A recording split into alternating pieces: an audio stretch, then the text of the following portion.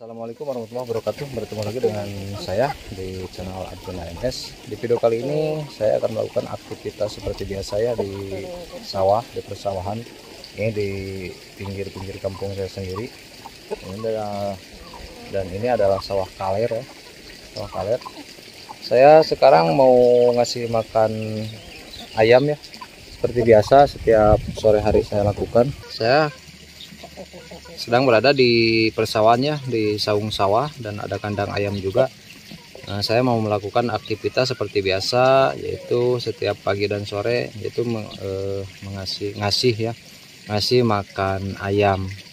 Untuk itu terus ikuti petualangan saya di channel Arjuna AMS, dan mudah-mudahan sahabat-sahabat setia Arjuna AMS yang selalu mengikuti dan selalu menonton video-video saya, mudah-mudahan diberikan kesehatan, dimudahkan dalam mencari rezekinya. Amin ya Allah ya rabbal alamin.